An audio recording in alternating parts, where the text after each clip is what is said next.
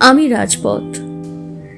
অহল্যা যেমন মুনির শাপে পাষাণ হইয়া পড়িয়াছিল, আমিও যেন তেমনি কাহার শাপে চিরনিদ্রিত সুদীর্ঘ অজগর সর্পের ন্যায় অরণ্য পর্বতের মধ্য দিয়া, বৃক্ষ শ্রেণীর ছায়া দিয়া, সুবিস্তীর্ণ প্রান্তরের বক্ষের উপর দিয়া, দেশ দেশান্তর বেষ্টন করিয়া বহুদিন ধরিয়া জড় শয়নে শয়ান রহিয়াছি। অসীম ধৈর্যের সহিত ধুলায় লুটাইয়া শাপান্ত কালের জন্য প্রতীক্ষা করিয়া আছি। আমি চিরদিন স্থির অবিচল, চিরদিন একইভাবে শুইয়া আছি, কিন্তু তবুও আমার এক মুহূর্তের জন্যও বিশ্রাম নাই। এতটুকু বিশ্রাম নাই যে আমার এই কঠিন শুষ্ক শয্যার উপরে একটি মাত্র কচি স্নিগ্ধ শ্যামল ঘাস উঠাইতে পারি। এতটুকু সময় নাই যে আমার শিয়রের কাছে অতি ক্ষুদ্র একটি নীলবর্ণের বনফুল ফুটাইতে পারি। কথা কহিতে পারি না, অথচ অন্ধভাবে সকলই অনুভব করিতেছি। রাত্রিদিন পদশব্দ, কেবলই পদশব্দ। আমার এই গভীর জড়নিদ্রার মধ্যে লক্ষ লক্ষ চরণের শব্দ অহর্নিশ দুঃস্বপ্নের ন্যায় আবর্তিত হইতেছে। আমি চরণের স্পর্শে হৃদয় পাঠ করিতে পারি। আমি বুঝিতে পারি কে গৃহে যাইতেছে, কে বিদেশে যাইতেছে, কে কাজে যাইতেছে, কে বিশ্রামে যাইতেছে, কে উৎসবে যাইতেছে, কে শ্মশানে যাইতেছে। যাহার সুখের সংসার আছে, স্নেহের ছায়া আছে, সে প্রতি পদক্ষেপে সুখের ছবি আঁকিয়া আঁকিয়া চলে। সে প্রতি পদক্ষেপে মাটিতে আসার বীজ রোপিয়া রোপিয়া যায়। মনে হয় যেখানে যেখানে তাহার পা পড়িয়াছে, সেখানে যেন মুহূর্তের মধ্যে এক একটি করিয়া লতা অঙ্কুরিত পুষ্পিত হইয়া উঠিবে। যাহার গৃহ নাই, আশ্রয় নাই, তাহার পদক্ষেপের মধ্যে আশা নাই, অর্থ নাই। তাহার পদক্ষেপের দক্ষিণ নাই, বাম নাই। তাহার চরণ যেন বলিতে থাকে, আমি চলিই বা কেন, থামিই বা কেন। তাহার পদক্ষেপে আমার শুষ্ক ধূলি যেন আরও শুকাইয়া যায়। পৃথিবীর কোনো কাহিনী আমি সম্পূর্ণ শুনিতে পাই না। আজ শত শত বৎসর ধরিয়া আমি কত লক্ষ লোকের কত হাসি, কত গান, কত কথা শুনিয়া আসিতেছি, কিন্তু কেবল খানিকটা মাত্র শুনিতে পাই। বাকিটুকু শুনিবার জন্য যখন আমি কান পাতিয়া থাকি, তখন দেখি সে লোক আর নাই। এমন কত বৎসরের কত ভাঙা কথা, ভাঙা গান আমার ধূলির সহিত ধূলি হইয়া গেছে, আমার ধূলির সহিত উড়িয়া বেড়ায়। তাহা কি কেহ জানিতে পায়? ওই শুনো, একজন গাহিল, তারে বলি বলি আর বলা হলো না। আহা, একটু দাঁড়াও, গানটা শেষ করিয়া যাও, সব কথাটা শুনি। কই আর দাঁড়াইল, গাহিতে গাহিতে কোথায় চলিয়া গেল, শেষটা শোনা গেল না। ওই একটি মাত্র পদ অর্ধেক রাত্রি ধরিয়া আমার কানে ধ্বনিত হইতে থাকিবে। মনে মনে ভাবিব, ও কে গেল, কোথায় যাইতেছে না জানি। যে কথাটা বলা হইল না, তাহাই কি আবার বলিতে যাইতেছে। এবার যখন পথে আবার দেখা হইবে, সে যখন মুখ তুলিয়া ইহার মুখের দিকে চাহিবে, তখন বলি বলি করিয়া আবার যদি বলা না হয়, তখন নত শির করিয়া মুখ ফিরাইয়া অতি ধীরে ধীরে ফিরিয়া আসিবার সময় আবার যদি গায়, তারে বলি বলি আর বলা হলো না। সমাপ্তি ও স্থায়িত্ব হয়তো কোথাও আছে, কিন্তু আমি তো দেখিতে পাই না। একটি চরণ চিহ্নও আমি বেশিক্ষণ ধরিয়া রাখিতে পারি না। অবিশ্রাম চিহ্ন পড়িতেছে, আবার নূতন পদ আসিয়া অন্য পদের চিহ্ন মুছিয়া যাইতেছে। যে চলিয়া যায়, সে তো পশ্চাতে কিছু রাখিয়া যায় না। যদি তাহার মাথার বোঝা হইতে কিছু পড়িয়া যায়, সহস্র চরণের তলে অবিশ্রাম দলিত হইয়া কিছুক্ষণেই তাহা ধূলিতে মিশাইয়া যায়, তবে এমনও দেখিয়েছি বটে, কোনো কোনো মহাজনের পুণ্যস্তূপের মধ্য হইতে এমন সকল অমর বীজ পড়িয়া গেছে, যাহা ধুলিতে পড়িয়া অঙ্কুরিত ও বর্ধিত হইয়া আমার পার্শ্বে স্থায়ী রূপে বিরাজ করিতেছে এবং নূতন পথিক দিগকে ছায়া দান করিতেছে। আমি কাহারও লক্ষ্য নহি, আমি সকলের উপায় মাত্র। আমি কাহারও গৃহ নহি, আমি সকলকে গৃহে লইয়া যাই। আমার অহরহ এই শোক, আমাতে কেহ চরণ রাখে না, আমার উপরে কেহ দাঁড়াইতে চাহে না। যাহাদের গৃহ সুদূরে অবস্থিত, তাহারা আমাকেই অভিশাপ দেয়। আমি যে পরম ধৈর্যে তাহাদিগকে গৃহের দ্বার পর্যন্ত পৌঁছাইয়া দিই, তাহার জন্য কৃতজ্ঞতা কই পাই? গৃহে গিয়া বিরাম, গৃহে গিয়া আনন্দ, গৃহে গিয়া সুখ সম্মিলন, আর আমার উপরে কেবল শ্রান্তির ভার, কেবল অনিচ্ছাকৃত শ্রম, কেবল বিচ্ছেদ। কেবল কি সুদূর হইতে গৃহ বাতায়ন হইতে মধুর হাস্য লহরী পাখা তুলিয়া সূর্যালোকে বাহির হইয়া আমার কাছে আসিবা মাত্র সচকিতে শূন্যে মিলাইয়া যাইবে।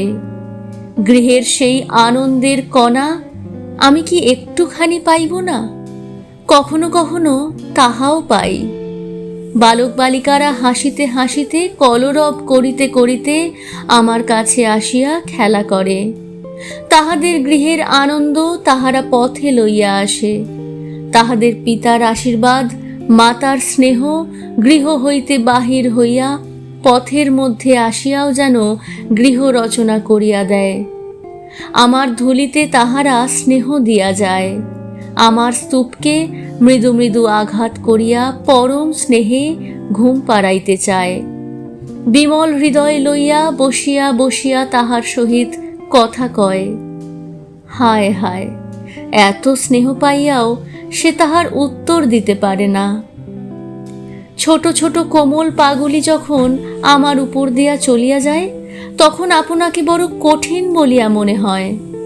মনে হয় উহাদের পায় বাজিতেছে, কুসুমের দলের ন্যায় কোমল হইতে স্বাদ চায়। রাধিকা বলিয়াছেন, যাহা যাহা অরুণ চরণ চলি যাতা, তাহা তাহা ধরণী হই এ মধুগাতা। অরুণ চরণগুলি এমন কঠিন ধরনীর উপরে চলে কেন? কিন্তু তা যদি না চলিত, তবে বোধ করি কোথাও শ্যামল তৃণ জন্মিত না। প্রতিদিন যাহারা নিয়মিত আমার উপরে চলে, তাহাদিগকে আমি বিশেষ রূপে চিনি। তাহারা জানে না তাহাদের জন্য আমি প্রতীক্ষা করিয়া থাকি। আমি মনে মনে তাহাদের মূর্তি কল্পনা করিয়া লইয়াছি, বহুদিন হইল। এমনই একজনকে তাহার কোমল চরণ দুখানি লইয়া প্রতিদিন অপরাহ্নে বহু দূর হইতে আসিত। ছোট দুটি নূপুর রুনুঝুনু করিয়া তাহার পায়ে কাঁদিয়া কাঁদিয়া বাজিত। বুঝি তাহার ঠোঁট দুটি কথা কহিবার ঠোঁট নহে, বুঝি তাহার বড় বড় চোখ দুটি সন্ধ্যার আকাশের মতো বড় ম্লান ভাবে মুখের দিকে চাহিয়া থাকিত। যেখানে ওই বাঁধানো বটগাছের বাম দিকে আমার একটি শাখা লোকালয়ের দিকে চলিয়া গেছে, সেখানে সে শান্ত দেহে গাছের তলায় চুপ করিয়া দাঁড়াইয়া থাকিত। আর একজনকে দিনের কাজ সমাপন করিয়া অন্য মনে গান গাহিতে গাহিতে সেই সময় লোকালয়ের দিকে চলিয়া যাইত। সে বোধ করি কোনো দিকে চাহিত না, কোনোখানে দাঁড়াইত না, হয়তোবা আকাশের তারার দিকে চাহিত। তাহার গৃহের দ্বারে গিয়া পুরবী গান সমাপ্ত করিত। সে চলিয়া গেলে বালিকা শ্রান্ত পদে আবার যে পথ দিয়া আসিয়াছিল সেই পথে ফিরিয়া যাইত। বালিকা যখন ফিরিত তখন জানিতাম অন্ধকার হইয়া আসিয়াছে। সন্ধ্যার অন্ধকার হিমস্পর্শ সর্বাঙ্গে অনুভব করিতে পারিতাম। তখন গোধূলির কাকের ডাক একেবারে থামিয়া যাইত। পথিকেরা আর কেহ বড় চলিত না। সন্ধ্যার বাতাসে থাকিয়া থাকিয়া বাঁশবন ঝরঝর শব্দ করিয়া উঠিত।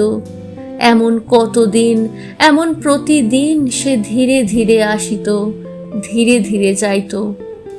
একদিন ফাল্গুন মাসের শেষাশেষি অপরাহ্নে যখন বিস্তর আম্র মুকুলের কেশর বাতাসে ঝরিয়া পড়িতেছে, তখন আর একজন যে আসে সে আর আসিল না।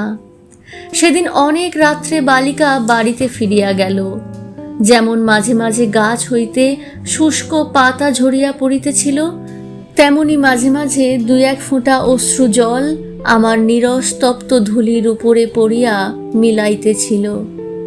আবার তাহার পরদিন অপরাহ্নে বালিকা সেইখানে সেই তরুতলে আসিয়া দাঁড়াইল, কিন্তু সেদিনও আর একজন আসিল না। আবার রাত্রে সে ধীরে ধীরে বাড়ি মুখে ফিরিল। কিছু দূরে গিয়া আর সে চলিতে পারিল না, আমার উপরে ধূলির উপরে লুটাইয়া পড়িল। দুই বাহুতে মুখ ঢাকিয়া বুক ফাটিয়া কাঁদিতে লাগিল। কে গো মা, আজ এই বিজন রাত্রে আমার বক্ষেও কি কেহ আশ্রয় লইতে আসে? তুই যাহার কাছ হইতে ফিরিয়া আসিলি সে কি আমার চেয়েও কঠিন? তুই যাহাকে ডাকিয়া সাড়া পাইলি না সে কি আমার চেয়েও মুখ? তুই যাহার মুখের পানে চাহিলি সে কি আমার চেয়েও অন্ধ? বালিকা উঠিল, দাঁড়াইল, চোখে মুছিল, পথ ছাড়িয়া পার্শ্ববর্তী বনের মধ্যে চলিয়া গেল। হয়তো সে গৃহে ফিরিয়া গেল, হয়তো এখনো সে প্রতিদিন শান্ত মুখে গৃহের কাজ করে, হয়তো সে কাহাকেও কোনো দুঃখের কথা বলে না। কেবল এক একদিন সন্ধ্যাবেলায় গৃহের অঙ্গনে চাঁদের আলোতে পা ছড়াইয়া বসিয়া থাকে। কেহ ডাকিলেই আবার তখনই চমকিয়া উঠিয়া ঘরে চলিয়া যায়। কিন্তু তাহার পরদিন হইতে আজ পর্যন্তও আমি তাহার চরণ স্পর্শ অনুভব করি নাই। এমন কত পদশব্দ নীরব হইয়া গেছে, আমি কি এত মনে করিয়া রাখিতে পারি? কেবল সেই পায়ের করুণ নূপুর ধ্বনি এখনো মাঝে মাঝে মনে পড়ে। কিন্তু আমার কি আর একদণ্ড শোক করিবার অবসর আছে? শোক কাহার জন্য করিব? এমন কত আসে কত যায়। কি প্রখর রৌদ্র! উহু হুহু, এক একবার নিঃশ্বাস ফেলিতেছি আর তপ্ত ধুলা সুনীল আকাশ ধূসর করিয়া উড়িয়া যাইতেছে। ধনী দরিদ্র, সুখী দুঃখী, জরা যৌবন, হাসি কান্না, জন্ম মৃত্যু সমস্তই আমার উপর দিয়া একই নিঃশ্বাসে ধূলির স্রোতের মতো উড়িয়া চলিয়াছে। এই জন্য পথের হাসিও নাই, কান্নাও নাই। গৃহই অতীতের জন্য শোক করে, বর্তমানের জন্য ভাবে, ভবিষ্যতের আশা পথ চাহিয়া থাকে। কিন্তু পথ প্রতি বর্তমান নিমেষের শত সহস্র নূতন অভ্যাগতকে লইয়াই ব্যস্ত। এমন স্থানে নিজের পদগৌরবের প্রতি বিশ্বাস করিয়া অত্যন্ত সদর্পে পদক্ষেপ করিয়া কে নিজের চিরচরণ চিহ্ন রাখিয়া যাইতে প্রয়াস পাইতেছে। এখানকার বাতাসে যে দীর্ঘশ্বাস ফেলিয়া যাইতেছ, তুমি চলিয়া গেলে কি তাহারা তোমার পশ্চাতে পড়িয়া তোমার জন্য বিলাপ করিতে থাকিবে? নূতন অতিথিদের চক্ষে অশ্রু আকর্ষণ করিয়া আনিবে? বাতাসের উপরে বাতাস কি স্থায়ী হয়? না না, বৃথা চেষ্টা। আমি কিছুই পড়িয়া থাকিতে দিই না, হাসিও না, কান্নাও না। আমি কেবল পড়িয়া আছি।